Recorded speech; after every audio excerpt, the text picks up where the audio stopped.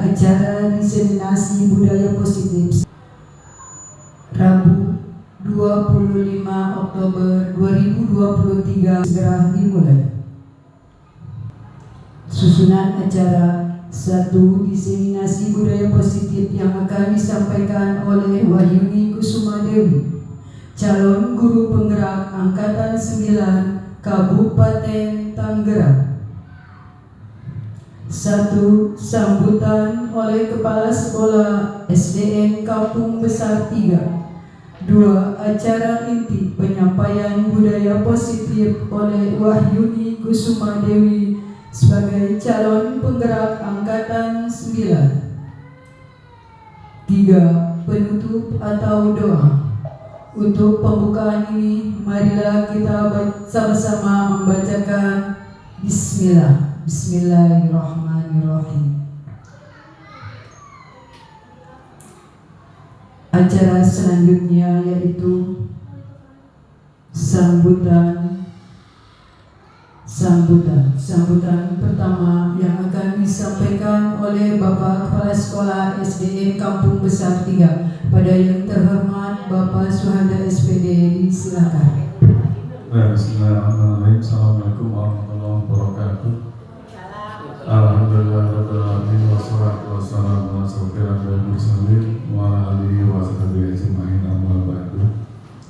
Yang saya hormati rekan-rekan guru SD Negeri Kampung Besar 3. Ya, alhamdulillah pada hari ini kita telah menghadiri kegiatan yang insya Allah ini calon guru penggerak Bu Wahyuni akan memaparkan diseminasi budaya positif. Jadi Bapak dan Ibu, saya berharap para rekan-rekan untuk dapat mengikutinya sampai akhir, dan kalau barangkali Bu Wahyuni dalam pemaparan ini bisa nanti ditanggapi oleh teman-teman, dan ini merupakan yang ketiga kalinya ya beliau menyampaikan dalam hal kegiatan berkaitan dengan calon guru penggerak. Jadi Bapak dan Ibu, saya berharap kepada teman-teman sekalian agar sejak Bu Wahyuni ini dapat Bapak dan Ibu ikuti, dan insya Allah tidak hanya Bu Wahyuni saja ya yang menjadi calon, tapi rekan-rekan guru yang lain pun akan segera menyusul gitu kan. Jadi ini merupakan program pemerintah yang insya Allah kalau memang kita sudah mempunyai sertifikat sebagai guru penggerak, insya Allah segala sesuatunya nanti dijadikan suatu persyaratan ya yang bisa dapat menunjang karir Bapak dan Ibu selanjutnya. Jadi sekali lagi saya berharap ya Bapak dan Ibu yang tetap mengikuti kegiatan pemaparan diseminasi budaya positif yang insya Allah akan disampaikan oleh calon guru penggerak yaitu Ibu Wahyuni Kusuma Dewi. Demikian dari saya, lebih kurangnya mohon maaf. Bila taufiq wal hidayah. Assalamualaikum warahmatullahi wabarakatuh. Terima kasih kepada Bapak Kepala Sekolah SD Kampung Besar 3 yang baru saja menyampaikan amanahnya.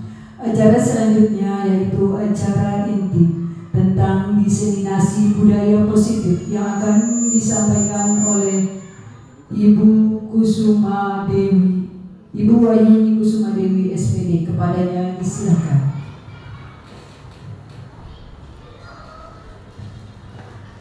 Oke, selamat siang Bapak dan Ibu. Masih semangat? Semangat. Bismillahirrahmanirrahim. Assalamualaikum warahmatullahi wabarakatuh. Puji serta syukur marilah kita panjatkan kehadiran Ilahi Robbi yang telah memberikan berbagai macam nikmatnya sehingga kita semua bisa berkumpul di siang hari ini dengan keadaan sehat walafiat. Amin, amin ya rabbal alamin. Salawat teriring salam tak lupa kita curahkan kepada junjungan Nabi besar kita Nabi Muhammad Sallallahu Alaihi Wasallam yang insya Allah kita semua akan mendapatkan syafaatnya di hari akhir nanti. Amin, amin ya rabbal alamin. Yang saya hormati Bapak Kepala Sekolah SDN Kampung Besar 3, yaitu Bapak Suhanda SPD. Terima kasih atas waktu yang telah diberikan untuk saya sehingga saya dapat melakukan diseminasi budaya positif pada hari ini. Yang saya hormati dan saya banggakan pula rekan-rekan guru SDN Kampung Besar 3. Mohon maaf sebelumnya ya Bapak Ibu, mungkin seharusnya Bapak dan Ibu sudah melakukan aktivitas lain, namun karena adanya diseminasi ini, jadi kita semua berkumpul di ruangan yang berbahagia ini. Mohon keikhlasannya ya Bapak Ibu. Ya, di sini saya akan memaparkan tentang diseminasi budaya positif Bapak dan Ibu. Diseminasi budaya positif ini merupakan salah satu tugas saya sebagai calon guru penggerak angkatan 9 di Kabupaten Tangerang. Sebelumnya, apa sih budaya positif itu? Bapak dan Ibu ada yang sudah mengetahui tentang budaya positif mungkin?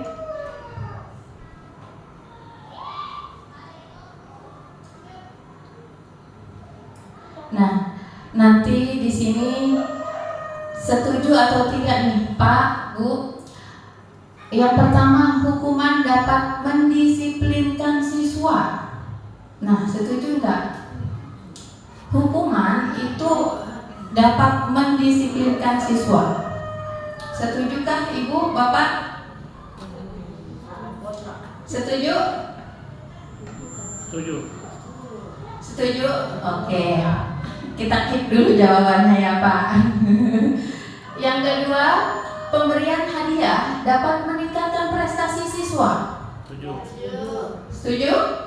Oke. Yang ketiga, seorang guru harus mampu memberikan solusi atas segala permasalahan siswa. Setuju? Keempat, guru berperan sebagai teman bagi siswa. Setuju? Jadi kesimpulannya Bapak dan Ibu semua setuju atas pernyataan-pernyataan yang ada di depan ya?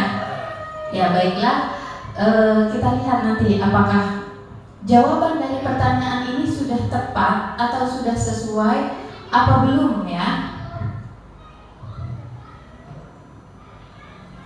Nah, topik yang akan saya sampaikan dalam diseminasi kali ini yang pertama yaitu disiplin positif dan nilai-nilai kebajikan universal.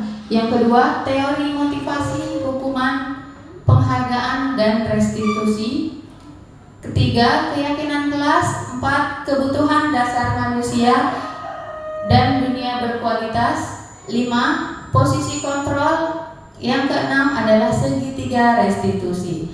Nah, kira-kira dari keenam topik ini, yang mana sih yang kira-kira masih asing bagi Bapak dan Ibu? Yang masih asing didengar gitu. Yang kelima dan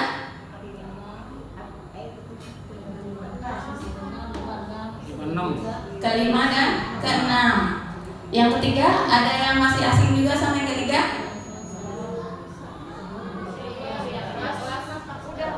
Keyakinan kelas mungkin ada yang sudah ya? Ya, ada yang sudah. Ya, jadi yang asing yaitu yang rata-rata yang kelima dan keenam. Baiklah. Yang pertama tentang disiplin positif dan nilai kebajikan universal. Ya, Bapak dan Ibu coba sekarang digenggam tangannya. Ya, jadi kita ibaratkan ada Anda dan teman Anda, ada Bapak dan Ibu guru beserta temannya berpasang-pasangan. Nah, kemudian pegang benda apapun atau misalkan di tangan Bapak dan Ibu ini ada sesuatu yang sedang Bapak Ibu genggam. Dikepal seperti ini tangannya. Ya. Oke, digenggam.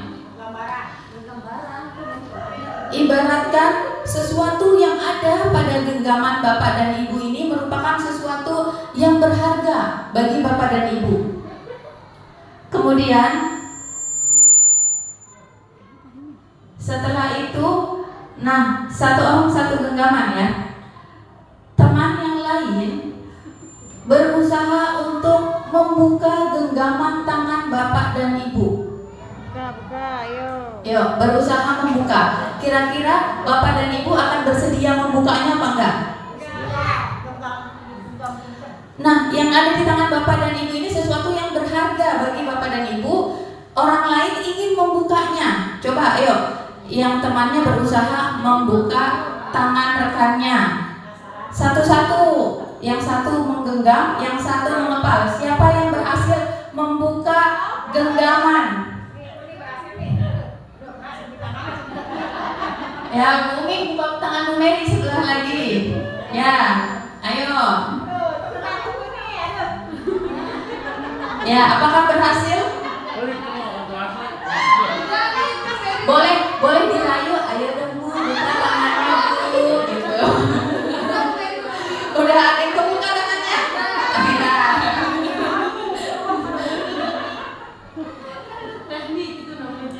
Ya. Jadi tadi bisa dibuka dengan apa? Dengan rayuan.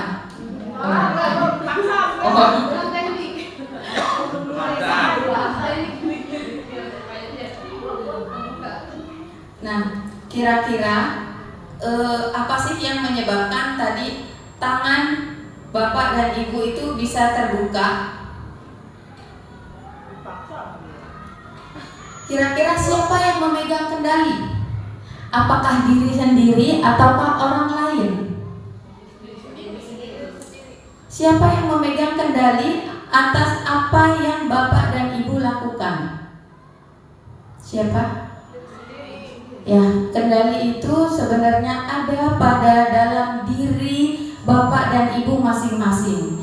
Jadi mau bapak dan ibu menggenggam tangan ini atau membuka tangan ini, itu kendalinya ada di tangan bapak dan ibu sendiri, bukan berdasarkan dari bujuk atau rayuan orang lain. Nah, kalau tangan ini sesuatu yang kita genggam dapat kita buka atas dasar bujuk rayuan dari orang lain, itu tandanya kita belum bisa memiliki keyakinan diri. Itulah pentingnya keyakinan diri. Ya, jadi posisi kontrol yang terbesar itu berada pada diri masing-masing individu. Setujukah Bapak dan Ibu bahwa ilusi guru itu dapat mengontrol murid? Setuju? Setujukah Bapak dan Ibu ilusi bahwa kritik dapat membuat orang merasa bersalah atau dapat menguatkan karakter seseorang? Kemudian, setujukah Bapak dan Ibu ilusi bahwa semua pengetahuan positif, efektif, dan bermanfaat? Bahwa orang dewasa itu memiliki hak untuk memaksa? Apakah benar? Tidak? Baik, kita akan cari tahu jawaban yang tepatnya seperti apa.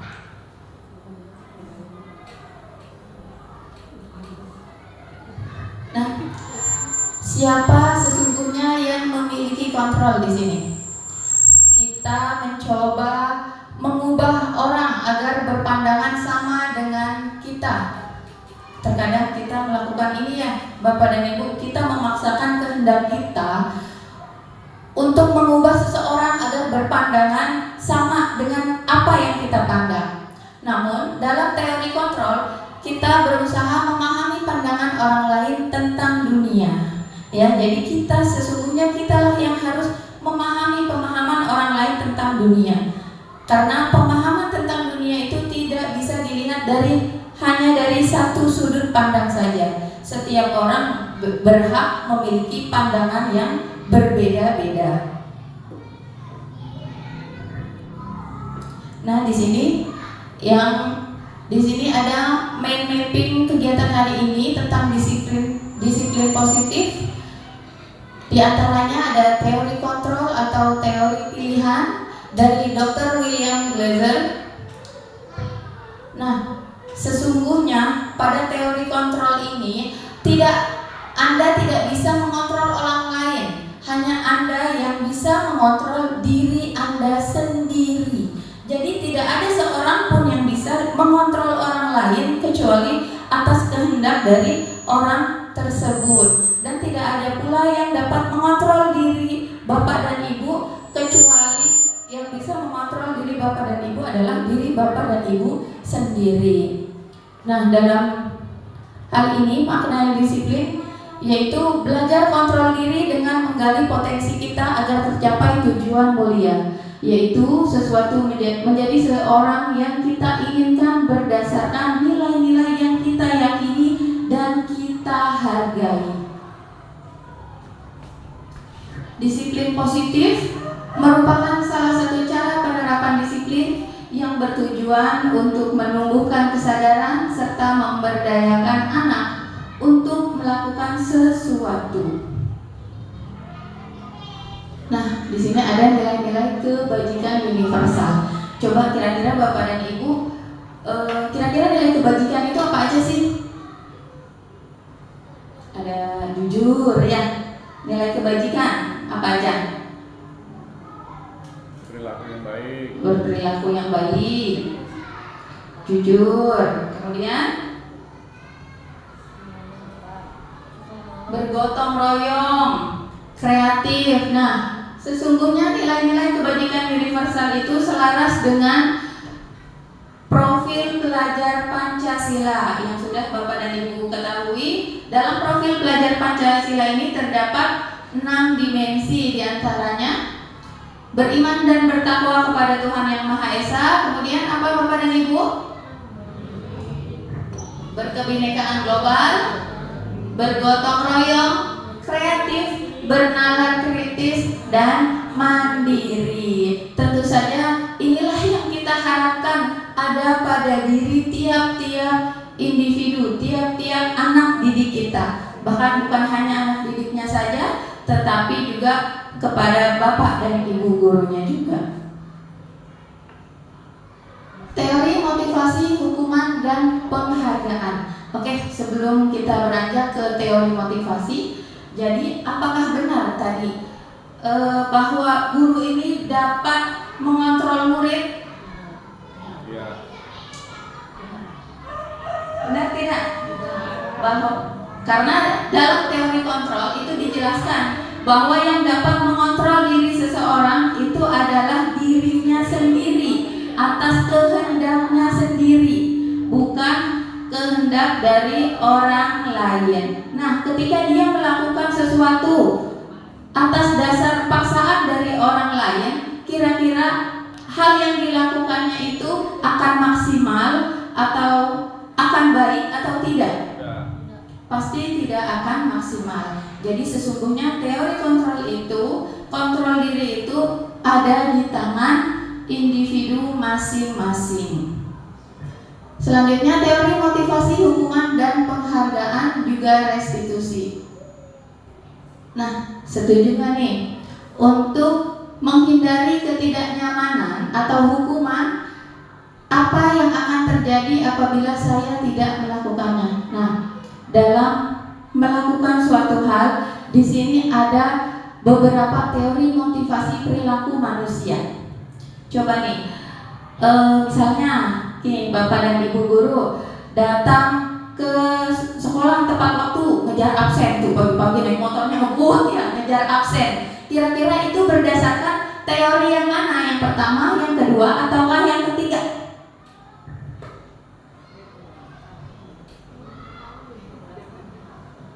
Pertama kayaknya. Yang pertama, untuk menghindari ketidaknyamanan atau hukuman, ya takut apa tuh, jangannya dipotong kalau absennya kosong. Atau yang kedua, untuk mendapatkan imbalan dari institusi apabila kita melakukannya. Ataukah yang ketiga, untuk menghargai diri sendiri. Yang ketiga, saya akan menjadi orang yang seperti apa bila saya melakukannya. Yang ketiga. Tadi katanya yang pertama apa? Ya, tidak apa-apa ya Pak. Ada mungkin yang melakukannya untuk hal yang pertama, untuk teori yang pertama. Ada juga untuk yang kedua, untuk mendapatkan imbalan, entah nanti dipersen sama Bapak Kepala Sekolah kalau datangnya pagi-pagi. Ataukah yang ketiga itu merupakan suatu bentuk penghargaan untuk diri sendiri, ya. Nah, dalam hal untuk menghindari ketidaknyamanan atau menghindari hukuman itu merupakan motivasi eksternal, di mana motivasi eksternal ini tidak akan berlangsung lama. Kemudian untuk mendapatkan imbalan itu juga termasuk ke dalam motivasi eksternal, sedangkan bentuk untuk menghargai diri sendiri itu merupakan motivasi internal. Inilah tujuan kita, yaitu tujuan disiplin positif sebagai bentuk penghargaan kepada diri kita masing-masing. Bukan karena mengharapkan imbalan, atau bukan mengharapkan pujian, atau bukan hanya karena takut akan hukuman. Nah, di sini ada perbedaan antara hukuman dan konsekuensi. Sesuatu yang menyakitkan harus terjadi, itu hukuman. Sedangkan konsekuensi sesuatu itu harus terjadi. Jadi kalau hukuman itu biasanya lebih menyudutkan atau hukuman itu diberikan atas kehendak dari satu pihak saja. Sedangkan kalau konsekuensi, apa yang dimaksud dengan konsekuensi? Apakah ada yang tahu? Akibat apa ya? Ya, kalau konsekuensi ada sebab, ada akibat, begitu Pak. Oke. Kita lanjut. Nah, di sini kalau hukuman itu bersifat tidak terencana biasanya ya. Misalkan ada anak yang datang terlambat, tidak menggunakan seragam. Nah, kenapa kamu datang terlambat? Karena kamu sudah terlambat, kamu tidak boleh mengikuti pelajaran. Atau silahkan pulang, ganti memakai sendal disuruh ganti memakai sepatu. Atau tidak perlu sekolah jika tidak menggunakan sepatu. Atau bahkan ada siswa yang tidak mengerjakan tugas, langsung ditegur. Kenapa kamu tidak mengerjakan tugas? Silahkan lari keliling lapangan 5 kali. Itu merupakan suatu contoh dari hukuman. Jadi hukuman itu bersifat tidak terencana atau tiba-tiba, spontan ya. Ketika ada suatu permasalahan, ketika ada suatu kejadian, spontan saja kita memberikan hukuman kepada siswa. Itu disebut hukuman. Anak atau murid itu tidak tahu apa yang akan terjadi dan tidak dilibatkan dalam pengambilan keputusan tersebut. Sedangkan kalau konsekuensi ini dilakukan sudah terencana atau sudah disepakati sebelumnya, sudah dibahas dan disetujui oleh murid beserta dengan guru. Umumnya bentuk konsekuensi ini dibuat oleh pihak sekolah atau guru dan murid itu secara bersama-sama. Jadi sudah dibuat bersama dan disetujui bersama. Ketika ada pelanggaran ini, konsekuensinya adalah ini. Pelanggaran A, konsekuensinya adalah B. Jadi itu sudah disepakati secara bersama. Kira-kira Bapak dan Ibu, antara hukuman dan konsekuensi ini lebih baik yang mana ya? Lebih baik konsekuensi. Nah, kalau di sini ada contoh tindakan guru mencatat 100 kali dalam buku kalimat saya tidak akan terlambat lagi. Kayaknya sering nih. Saya juga pernah soalnya melakukan ini. Ketika ada anak atau siswa yang sering datang terlambat, yuk kamu silakan tulis di buku kamu, saya tidak akan terlambat lagi, atau saya tidak akan mencontek lagi. Sekian, sejumlah sekian. Nah, kira-kira ini hukuman atau konsekuensi? Apa? Hukuman. Oke, nanti kita lihat jawabannya ya. Yang kedua, silakan lari mengelilingi lapangan basket 2 kali karena terlambat hadir ke sekolah. Hukuman atau konsekuensi? Apa? Lari mengelilingi lapangan basket 2 kali karena terlambat hadir sekolah. Baik, ada yang menjawab konsekuensi, ada yang menjawab hukuman. Yang ketiga, murid diminta untuk push up 15 kali karena tidak menggunakan masker. Murid disuruh push up 15 kali karena tidak memakai masker. Hukuman atau konsekuensi? Hukuman. Konsekuensi. Nah, yang keempat, menggantikan kertas tugas teman yang telah dicoret-coret. Hukuman atau konsekuensi? Konsekuensi. Diingat jawabannya ya Bapak dan Ibu, nanti kita cari jawaban yang betulnya seperti apa. Kemudian membersihkan tumpahan air di meja tulis karena tersenggol pada saat belajar. Konsekuensi. Murid disuruh untuk mengenakan sepatu seharian di sekolah karena tidak mengenakan sepatu hitam.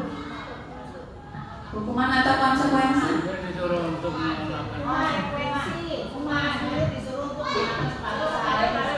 Ya. Konsekuensi. Ayo. Tapi itu udah sepakat tak? Iya, dia berteriak saya di sekolah karena kamu hitam dihukum karena kamu pakai sepatu hitam, akhirnya dia pakai sepatu aja. Kesepakatan itu mau merubah sepatu. Omongan. Nah, kalau yang jatuhin air meja hukuman. Jadi kalau jatuhin air di meja, Jatuhin air kemudian dilap. Akhirnya dia yang menjatuhkan konsekuensi sendiri. itu masuk Dia aja. sendiri. Disuruh dulu kamu konsekuensi gitu. Konsekuensi atau hukuman Bapak dan Ibu? Konsekuensi yang Konsekuensi. Oke. Kita lanjut ya. Lari mengelilingi lapangan basket 2 kali karena terlambat 10 menit pada pelajaran olahraga. Konsekuensi. Hukuman atau konsekuensi? Baik, kita lihat ya. Ini dia jawabannya Bapak dan Ibu. Yeay, yang baik betul. Jadi mencatat 100 kali dalam buku catatan, saya tidak akan terlambat lagi. Ini merupakan suatu hukuman, bukan konsekuensi. Ya. Kemudian lari mengelilingi lapangan karena terlambat. Ini hukuman karena terlambat di sekolah. Kemudian push up 15 kali. Ini juga hukuman. Ya. Menggantikan kertas tugas teman yang telah dicoret-coret. Ini merupakan konsekuensi. Ya. Membersihkan tumpahan air di meja tulis karena tersenggol. Ya, ini merupakan suatu konsekuensi atas kesalahan yang telah dilakukannya, bukan merupakan suatu hukuman. Murid disuruh untuk mengenakan sepatu seharian di sekolah karena tidak mengenakan sepatu hitam. Ini merupakan suatu contoh dari hukuman.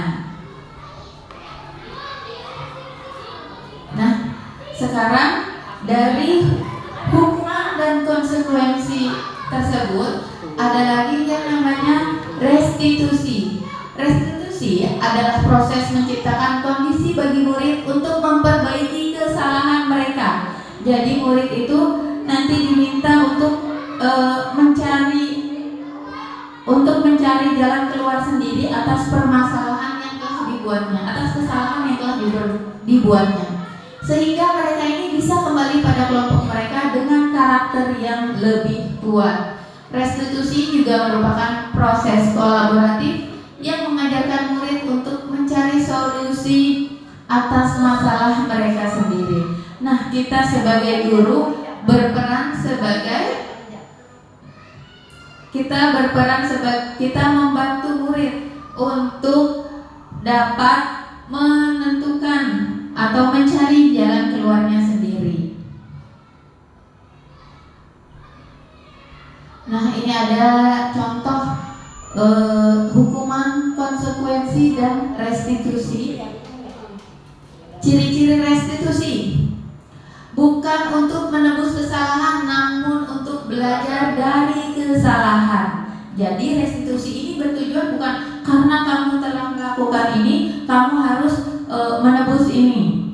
Misalnya kayak tadi menumpahkan air, ditebusnya dengan mengelapnya. Itu tadi sebuah konsekuensi. Nah, namun di restitusi ini berbeda lagi dengan konsekuensi.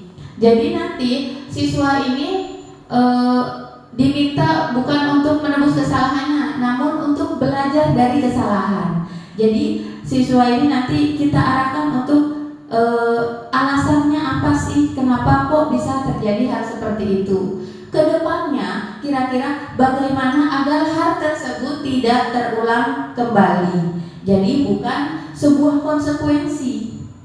Ya, jadi restitusi ini menuntut siswa untuk belajar dari kesalahannya, untuk memperbaiki hubungan, kemudian untuk dapat melihat kesalahan dari dalam diri sendiri dan bagaimana upaya untuk memperbaiki, upaya untuk agar kesalahan tersebut tidak dapat terulang lagi.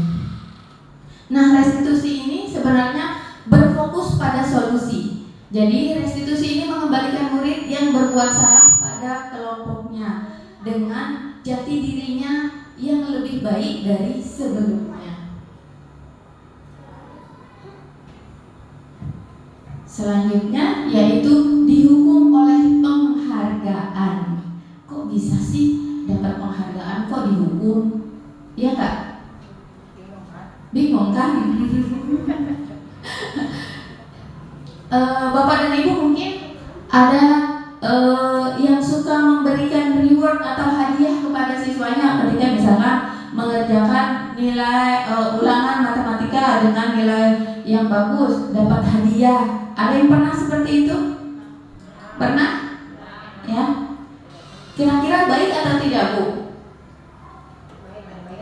Ada baiknya juga.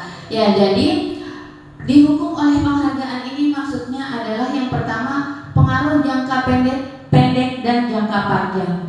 Jadi ketika kita memberikan hadiah atau reward kepada siswa, mungkin ini dapat berpengaruh positif. Namun hal tersebut tidak dalam jangka yang panjang, hanya dalam jangka yang pendek. Apa iya selama setahun ke depan kita akan terus memberikan hadiah kepada siswa tersebut? Iya nggak? Ya, jadi inilah maksudnya dari dihukum oleh penghargaan. Nanti ketika kita tidak memberikan hadiah atau reward, kira-kira apa yang terjadi pada siswa tersebut? Tidak semangat, karena biasanya dikasih hadiah sama bu guru, sekarang nggak dikasih. Besok ketika kita memberikan tugas kembali, dia berpikirannya nggak ada hadiahnya, iya nggak? Ya, jadi kira-kira baik atau tidak dalam hal pemberian hadiah kepada siswa?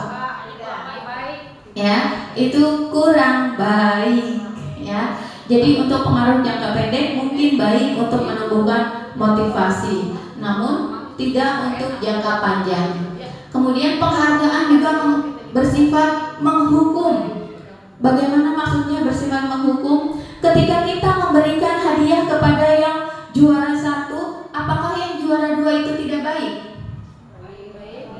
Baik kan? Sedangkan kita tidak memberikan hadiah. Atau kita memberikan hadiah kepada juara 1, 2, 3. Apakah yang keempat itu tidak baik?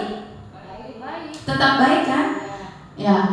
Jadi penghargaan itu bersifat menghukum. Nanti teman-temannya yang tidak mendapatkan penghargaan tersebut, dia akan merasa dirinya tidak atau dirinya kurang berguna atau kurang bermanfaat, atau dapat menurunkan motivasi atau minat belajarnya.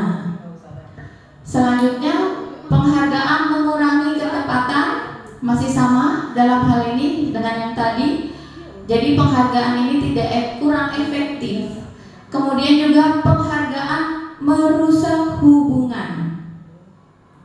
Ketika ada temannya yang dikasih penghargaan, dikasih hadiah, sedangkan teman sebangkunya ini juga mengharapkan hadiah tersebut, kira-kira apa yang akan terjadi? Mungkin secara kasat mata kita lihat, mereka fine-fine aja, baik-baik aja, main seperti biasa. Tapi kita tidak mengetahui apa yang ada dalam hati temannya tersebut. Mungkin saja ada rasa iri di dalam dirinya. Betul nggak Bapak dan Ibu? Ya. Jadi di situ penghargaan dapat merusak hubungan. Kemudian juga penghargaan dapat menurunkan kualitas. Jadi ketika kita menugaskan sesuatu, ketika tidak ada bentuk penghargaan yang kita berikan, misalnya tidak ada hadiahnya, itu mungkin cuman disuruh aja nggak ada hadiahnya, dapat menurunkan kualitas dari siswa tersebut yang mungkin tadinya biasanya dia dapat bersemangat karena tidak ada iming-iming imbalan, mungkin saja dapat menurunkan kualitas. Kemudian juga penghargaan mematikan kreativitas. Jadi siswa yang sudah memiliki pemikiran, saya tidak akan bisa mendapatkan penghargaan tersebut, jadi pasti dia ngerjainnya asal-asalan, orang gak bakalan dapat kok. Pasti yang dapat si A, yang lebih pintar di kelas. Pasti yang dapat si B. Udah saya mah gak akan dapat, ya udah ngerjain aja asal-asalan. Betul? Ya. Jadi itu penghargaan itu juga dapat mematikan kreativitas. Kemudian penghargaan mengurangi motivasi intrinsik. Motivasi intrinsik itu adalah motivasi yang ada sesungguhnya sudah tumbuh dalam diri anak tersebut. Namun karena kita memberikan penghargaan, kita dapat mengurangi motivasi intrinsiknya. Yang tadinya emang anaknya semangat dalam belajar, mungkin karena keseringan diberi penghargaan, jadi dia motivasinya bukan lagi untuk bisa, bukan lagi untuk belajar, tapi motivasinya berubah menjadi ingin mendapatkan hadiah, seperti itu.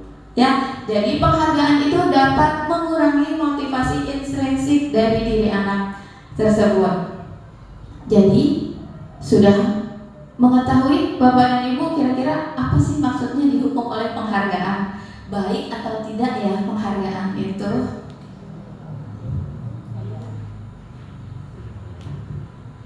Oke, materi selanjutnya yaitu tentang keyakinan kelas. Apakah ada Bapak dan Ibu yang sudah membuat keyakinan di kelasnya masing-masing? Keyakinan kelas?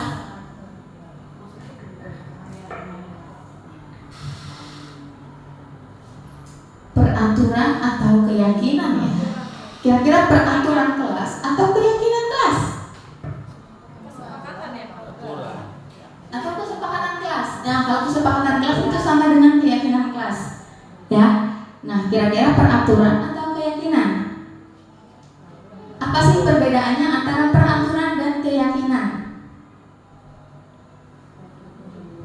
Ya, kira-kira peraturan atau keyakinan? Apa sih perbedaan antara peraturan dan keyakinan? Kalau peraturan itu yang dibuat dan dia kalau melanggar seperti hukuman, dapat hukuman. Kalau keyakinan dari dia yakin dan itu nanti konsekuensinya Ada konsekuensinya. Oke. Tepuk tangan dulu dong untuk Bu Citra.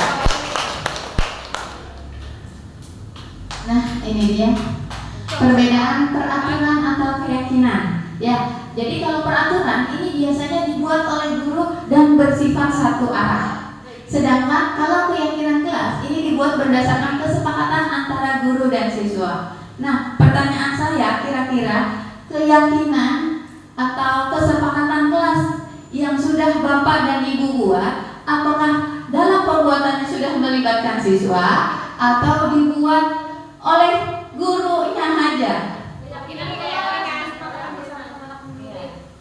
Sudah anak muridnya sudah diajak untuk membuat keyakinan atau cuma gurunya aja yang membuat keyakinan, tulisannya judulnya keyakinan kelas, dibuat, di print atau dihias, kemudian ditempel di dinding. Apakah itu keyakinan ataukah itu peraturan sesungguhnya?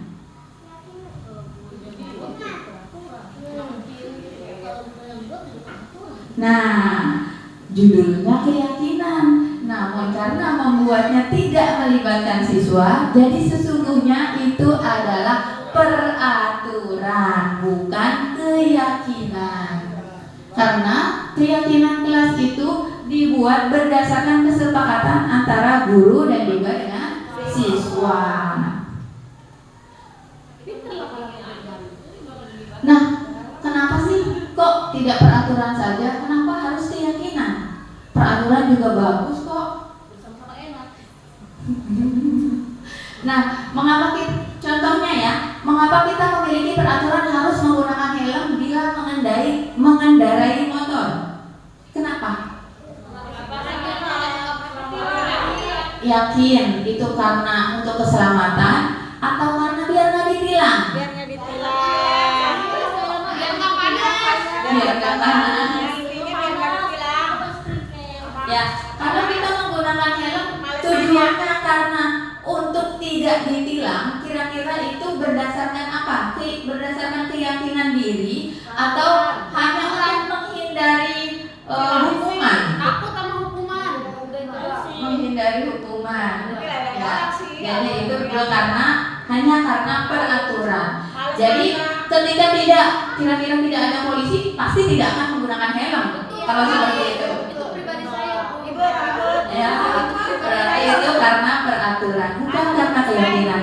Beda ketika kita menggunakan helm itu karena emang dari dalam diri kita yang yakin akan keselamatan. Maka mau kemanapun, ada atau tidak ada polisi, pasti helmnya akan digunakan, pasti akan dipakai. Itulah perbedaan antara peraturan dan keyakinan. Pokoknya kalau udah lewat pintu air buka. Nah, dari kedua gambar ini, yang manakah yang merupakan keyakinan kelas? Gambar yang pertama ataukah gambar yang kedua?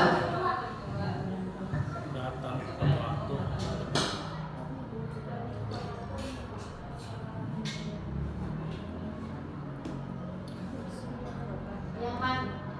Yang manakah yang merupakan keyakinan kelas?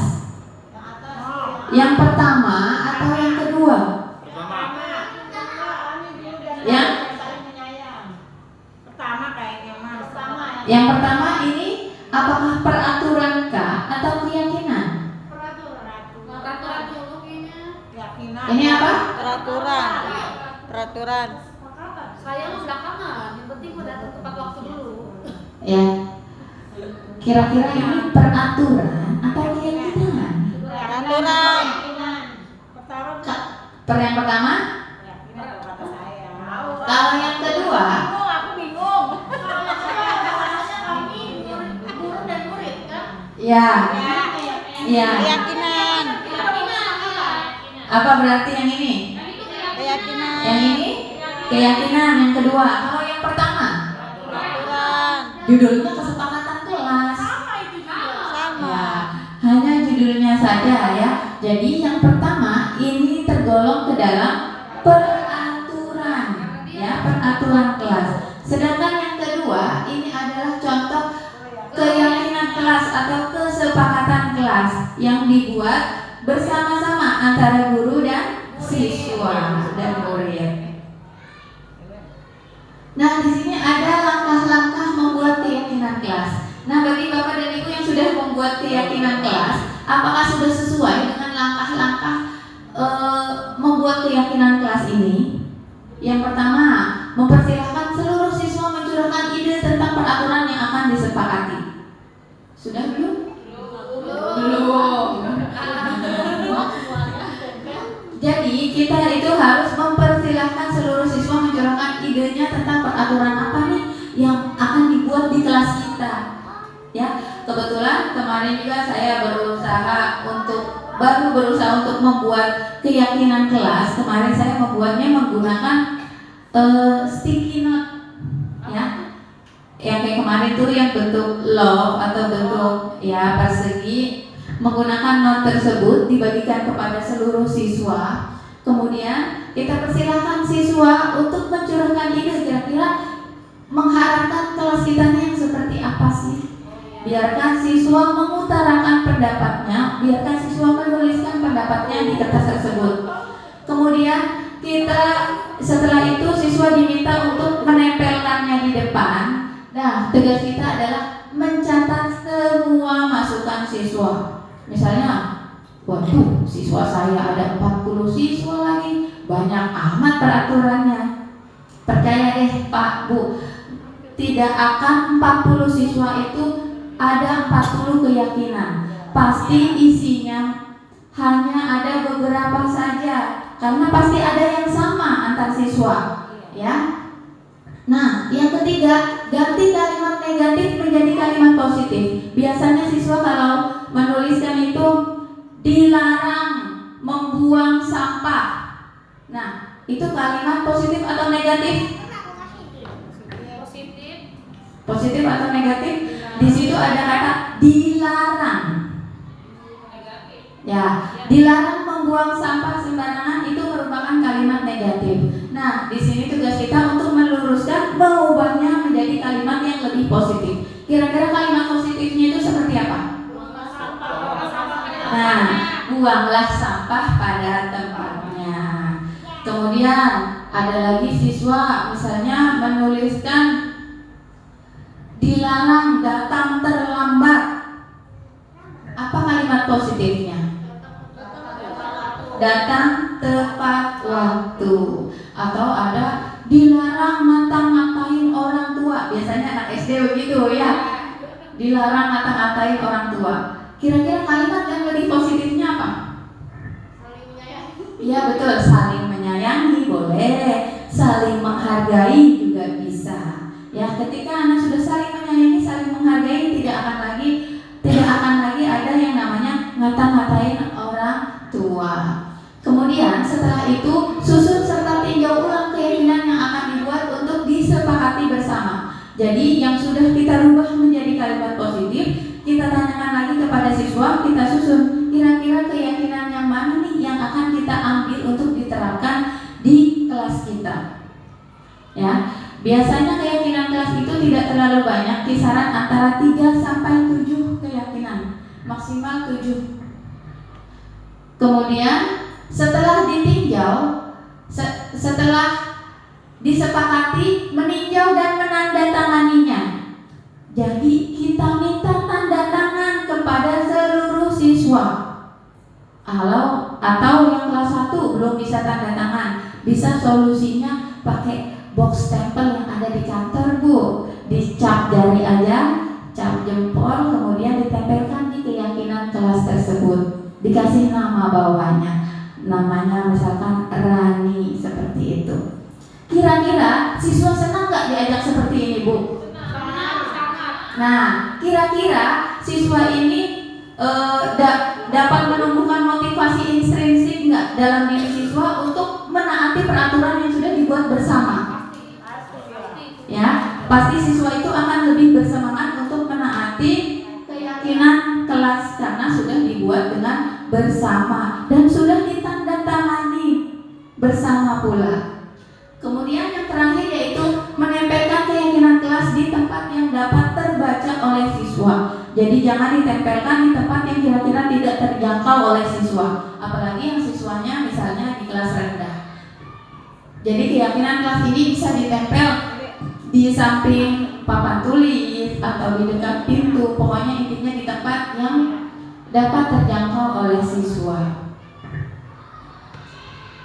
Jadi di sini saya mengharapkan yuk besok kita coba untuk membuat keyakinan kelas masing-masing, ya.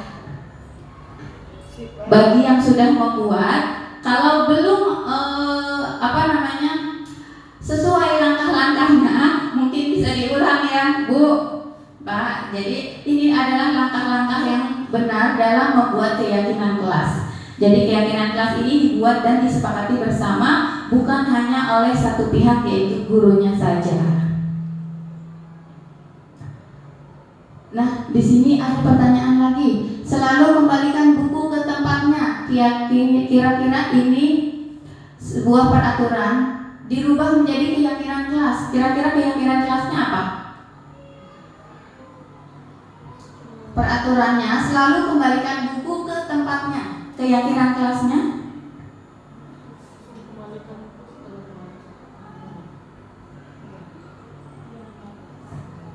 Ya, ini dia bentuk keyakinan kelasnya. Jadi kebetulan bentuk keyakinan kelas yang dituliskan di sini ini berdasarkan nilai-nilai kebajikan universal. Jadi dia diambilnya itu berdasarkan universal ya. Jadi menyeluruh. Selalu kembalikan buku ke tempatnya itu merupakan suatu bentuk tanggung jawab, termasuk mengembalikan buku, kemudian menata sepatu, itu merupakan suatu bentuk tanggung jawab, sudah masuk ke dalam tanggung jawab. Kemudian dilarang mengganggu orang lain, ini bisa masuk ke dalam menghormati atau menghargai orang lain. Hadir di sekolah 15 menit sebelum pembelajaran, ini juga bentuk dari menghormati orang lain dan juga komitmen. Kenapa sih kok menghormati orang lain? Karena ketika ada seorang siswa yang datang terlambat, kira-kira dapat mengganggu teman yang lainnya tidak? Misalnya teman yang lain lagi serius nih belajar, tahu-tahu siswa tersebut masuk, tok tok tok, assalamualaikum, ketinggalan terlambat. Kira-kira fokus atau konsentrasi temannya yang lain itu terganggu atau tidak? Pasti terganggu. Ya, makanya di sini sebagai bentuk menghormati orang lain dan juga sebagai bentuk komitmen, ya. Kemudian dilarang menggunakan narkoba, ini berkaitan dengan kesehatan. Dilarang melakukan kekerasan, ini tentang keselamatan dan juga menghormati orang lain. Nah, itu dia tadi bentuk dari keyakinan kelas. Selanjutnya yaitu kebutuhan dasar manusia dan dunia berkualitas. Kita sebagai manusia pasti memiliki kebutuhan dasar, ya. Nah, jadi segala sesuatu yang kita lakukan ini pasti ada dasarnya. Ada hal yang mendasari. Kenapa sih kok kita bisa berbuat seperti ini? Pasti ada alasan di balik semua itu.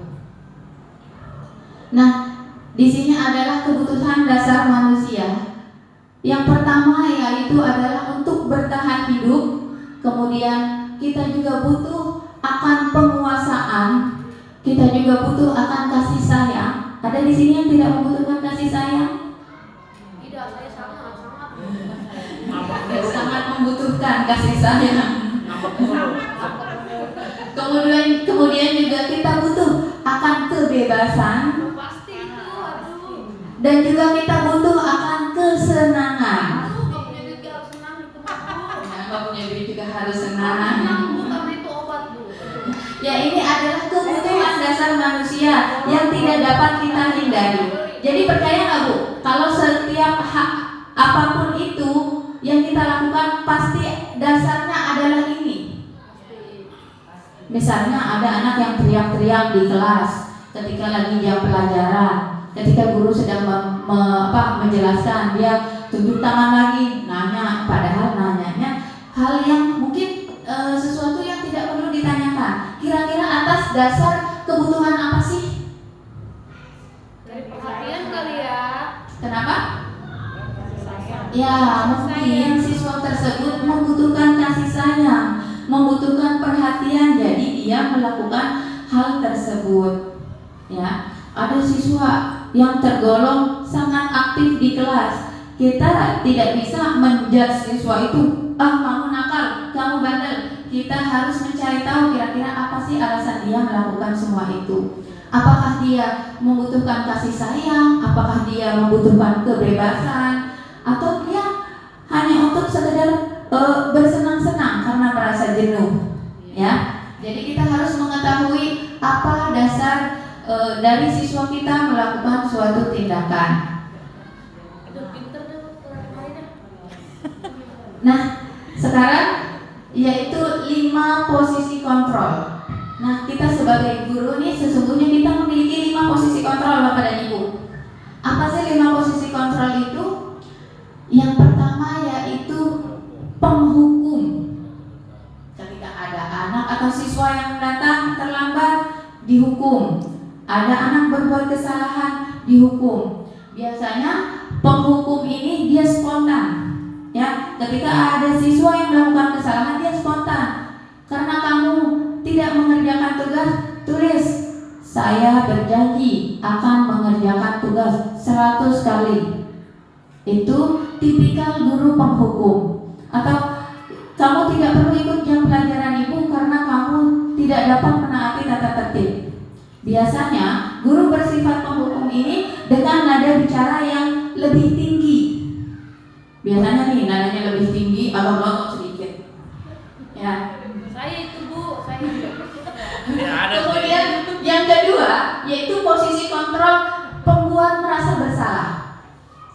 dibuat pembuat merasa bersalah ini biasanya nada bicaranya lebih rendah. Misalkan, kok kamu datang telat lagi sih? Kemarin kan kamu sudah janji sama ibu kalau tidak akan datang telat lagi. Ada jawaban berbeda begitu. Dan biasanya di pembuat merasa bersalah itu seperti itu. Kenapa sih telat lagi sayang? Saya bisa tidur. Saya biasa mau sobian. Ya.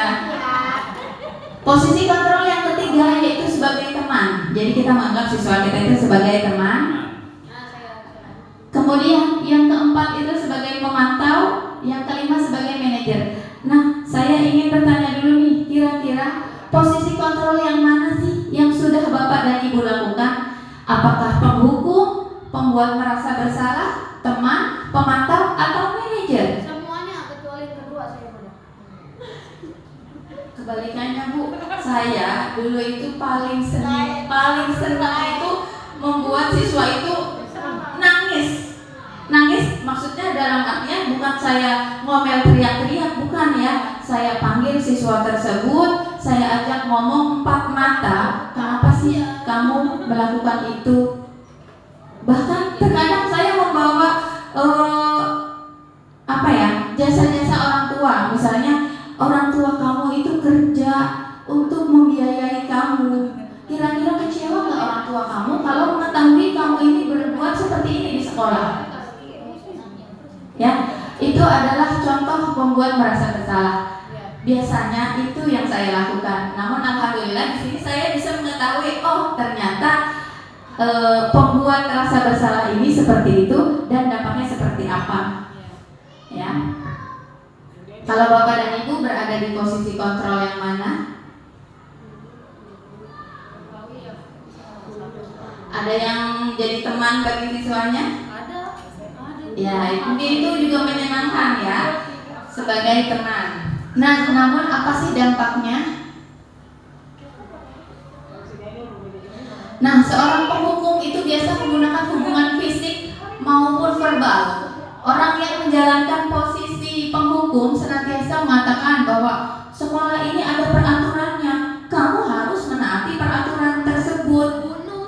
Ya, atau kamu selalu saja salah, seharusnya kamu seperti ini. Biasanya itu adalah posisi kontrol sebagai penghukum.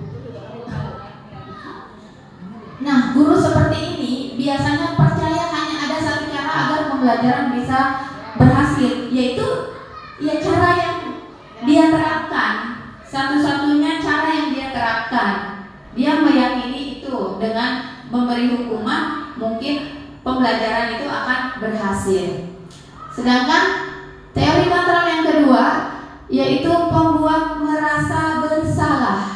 Nah, biasanya guru bersuara lebih lembut. Pembuat rasa bersalah akan menggunakan keheningan yang membuat orang lain merasa tidak nyaman, merasa bersalah atau merasa rendah diri.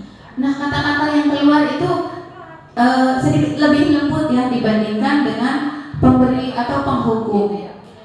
Contohnya seperti yang sudah saya contohkan tadi. Nah, negatifnya pembuat merasa bersalah ini membuat siswa itu sesungguhnya menjadi down dan membuat siswa tersebut merasa bahwa dirinya ini sudah mengecewakan gurunya, atau membuat siswa ini membuat siswa ini merasa tidak berharga karena telah mengecewakan guru atau mungkin bahkan mengecewakan orang tua. Nah, murid merasa tidak berharga dan telah mengecewakan orang-orang yang disayanginya. Ini adalah dampak dari posisi kontrol pembuat rasa bersalah. Selanjutnya, posisi kontrol sebagai teman. Guru sebagai teman bagi siswanya. Asik ya, Bu.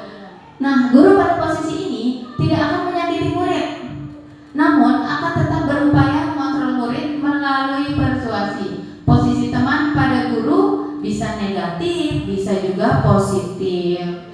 Ya. Di sini berupa hubungan baik yang terjalin antara guru dan murid. Jadi guru ini menggunakan hubungan baik atau biasa juga dengan humor-humor ringan atau candaan-candaan ringan kepada siswanya untuk mempengaruhi siswa tersebut. Contohnya, ayo bantulah demi Bapak ya, atau kita mah, yuk bantuin Bapak yuk, gitu. Yuk bantuin Ibu yuk, seperti itu. Atau ketika siswa melakukan kesalahan, ya sudah kali ini tidak apa-apa, nanti Ibu bantu bereskan. Jadi seolah-olah guru itu adalah teman. Nah, apa sih negatifnya dari menganggap siswa kita itu sebagai teman? Hal negatif dari posisi teman adalah bila suatu saat guru tersebut tidak membantu, maka murid akan kecewa karena dia sudah mempercayai guru tersebut. Pasti dibantu. Ibu ini asik, pasti dibantu, gitu ya. Jadi dia akan kecewa ketika sesekali misalkan guru tersebut tidak membantu. Dia berpikir, saya pikir ibu ini teman saya, ternyata kok saya dimarahi, ternyata kok saya tidak dibantu. Itu negatifnya. Jadi murid merasa kecewa dan tidak mau lagi berusaha. Hal lain yang mungkin timbul adalah murid hanya akan bertindak untuk guru tertentu. Misalnya guru A ini bertindak sebagai teman. Nah, ketika disuruh oleh guru yang lain, murid ini tidak mau mendengarkan guru yang lain. Dia hanya mendengarkan gurunya saja karena gurunya ini dianggap temannya. Ada murid yang seperti itu, kalau bukan disuruh sama gurunya nggak mau, tidak dijalankan. Ya, ini negatifnya. Kemudian posisi pemantau. Memantau berarti mengawasi. Pada saat kita mengawasi, kita bertanggung jawab atas perilaku orang-orang yang kita awasi. Nah, seorang pemantau ini biasanya mengandalkan penghitungan, catatan, dan data yang digunakan sebagai bukti atas perilaku seseorang. Biasanya kita berbalik menanyakan kepada siswa ketika siswa itu melakukan kesalahan. Apa peraturannya kira-kira, atau apa sih keyakinan kelas yang sudah kita sepakati. Jadi dibalikin lagi kepada peraturan atau keyakinan yang sudah dibuat tadi. Ya. Baik atau enggak kira-kira seperti ini? Nah, nanti ada lagi nih posisi yang terakhir, yaitu sebagai manajer. Posisi terakhir manajer adalah posisi di mana guru berbuat sesuatu bersama dengan murid, mempersilahkan murid mempertanggungjawabkan perilakunya. Jadi murid ini diminta untuk mempertanggungjawabkan perilakunya. Seorang manajer memiliki keterampilan di posisi teman maupun pemantau. Jadi kalau udah posisinya manajer ini, dia bisa jadi teman, bisa juga jadi si pemantau. Karena tadi pasti dalam hal manajer ini pasti dibalikan lagi kepada keyakinan kelas. Apa sih keyakinan kelas yang sudah kita buat? Mengapa kamu melanggar keyakinan tersebut? Itu adalah posisi pemantau. Jadi di manajer ini include ke dalamnya posisi sebagai teman, iya, posisi sebagai pemantau, iya. Kita tanyakan lagi, jika kamu meyakininya, apakah kamu bersedia memperbaikinya? Jadi dikembalikan lagi kepada siswa. Ketika siswa tersebut sudah menyadari kesalahannya, sudah menyadari keyakinan kelas yang dia langgar, kita kembalikan lagi, kira-kira bagaimana cara kamu untuk memperbaiki atau untuk jalan keluar atas masalah yang telah kamu timbulkan. Jadi di situ perbedaannya, ya, ketika kita jadi seorang, posisi kita menjadi posisi control manager. Nah, tugas seorang manajer ini bukan untuk mengatur perilaku seseorang. Kita hanya membimbing murid agar dapat mengatur dirinya, menyadari kesalahannya, dan berusaha untuk memperbaikinya. Bukan memisahkan murid dari kelompoknya, tapi mengembalikan murid tersebut ke kelompoknya dengan lebih baik dan lebih kuat. Ya, jadi Bapak dan Ibu, dari kelima posisi kontrol ini, kira-kira posisi kontrol yang manakah yang lebih baik? Yang pertama tadi menghukum, yang kedua membuat merasa bersalah, yang ketiga sebagai teman, yang keempat sebagai pemantau, dan yang kelima sebagai manajer. Kira-kira posisi kontrol yang manakah yang baik yang dapat kita terapkan? Yang posisi kontrol sebagai manajer. Nah, di sini ada nih pertanyaan lagi. Saya kecewa sekali dengan kamu. Kira-kira ini yang mengatakan ini guru dengan posisi kontrol apa? Apakah penghukum, pembuat merasa bersalah? Apa? Membuat merasa bersalah. Oke, kalau yang kedua, kamu tidak pernah benar melakukannya. Posisi kontrol apa? Apa? Penghukum. Oke.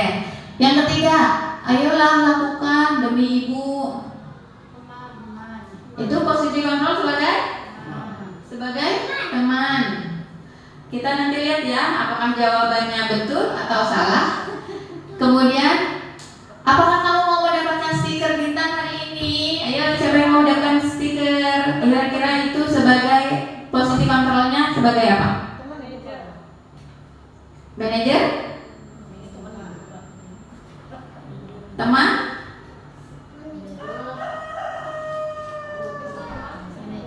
Oke, disimpan jawabannya ya. Kemudian, bagaimana kamu bisa menyelesaikan masalah ini? Kira-kira posisi kontrol apa? Bagaimana kamu bisa menyelesaikan masalah ini? Kira-kira apa solusi dari permasalahan yang telah kamu buat? Itu posisi kontrol sebagai ada yang menjawab pemantau, ada yang menjawab sebagai manajer. Kemudian kamu ini selalu saja menjadi yang paling terakhir. Posisi kontrol apa?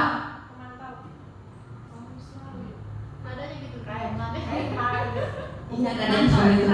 Kamu ini selalu aja terakhir, nulis lama banget. Apa? Penghukum? Kita lihat ya. Teng-teng-teng. Ya, ini dia jawabannya. Saya kecewa sekali dengan kamu. Itu membuat orang merasa bersalah. Kamu ini tidak pernah benar melakukan sesuatu. Itu menghukum. Ayolah lakukan buat ibu. Itu sebagai teman. Kemudian, apakah kamu mau mendapatkan stiker bintang hari ini? Itu sebagai pemantau. Bagaimana kamu bisa menyelesaikan masalah ini? Nah, ini dia sebagai manajer. Jadi meminta siswa untuk mencari solusi atas masalahnya sendiri. Kemudian kamu ini selalu yang paling terakhir. Itu adalah penghukum.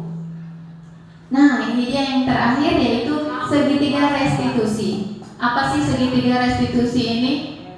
Segitiga restitusi ini langkah-langkahnya yang pertama adalah menstabilkan identitas, kemudian validasi kebutuhan, dan menanyakan keyakinan. Nah, ketika siswa kita melakukan suatu kesalahan, kita seharusnya menerapkan segitiga restitusi ini. Kita stabilkan identitas. Karena setiap siswa melakukan kesalahan, pasti dia sudah menyadari kalau dia melakukan kesalahan. Iya enggak? Nah, di sini tugas kita menstabilkan identitas dengan setiap orang pasti pernah melakukan kesalahan. Ibu juga pernah kok melakukannya. Jadi membuat siswa itu menstabilkan identitas dari identitas yang dia rasa gagal menjadi stabil kembali identitasnya. Kemudian validasi kebutuhan. Kita tanyakan apa sih alasan siswa kenapa dia melakukan kesalahan tersebut. Dan selanjutnya yaitu menanyakan keyakinan. Kita kembalikan kepada nilai-nilai apa yang telah kita sepakati atau kembali ke keyakinan kelas. Jadi ketika siswa melakukan kesalahan, jangan langsung dihukum, tapi tugas kita adalah melakukan segitiga restitusi, yaitu kita menstabilkan identitas, kemudian validasi kebutuhan, kita cari tahu latar belakangnya apa dia melakukan itu, kemudian menanyakan keyakinan. Kita kembali kembalikan kepada keyakinan kelas yang sudah kita buat.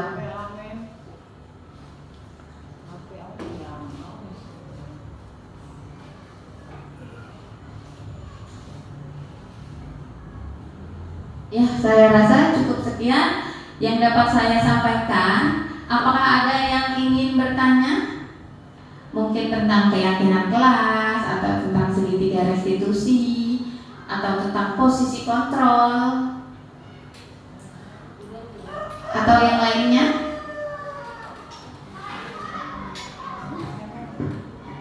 Oke, kalau gitu kita kembali ke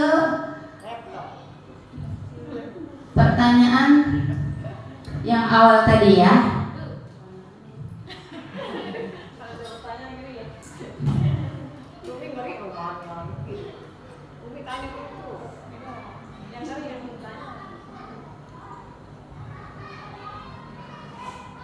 Nah, ini pertanyaan yang sudah Bapak dan Ibu jawab tadi.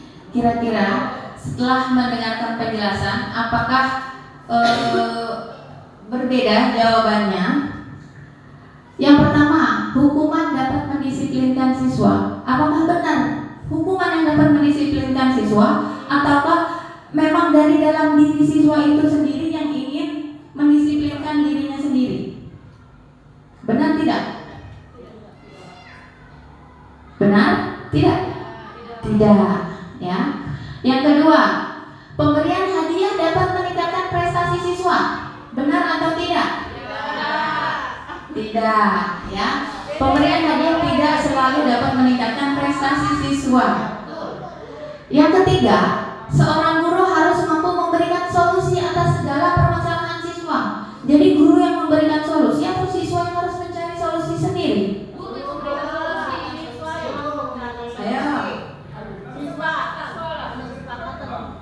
Jadi yang seharusnya mencari solusi atas masalah itu siapa?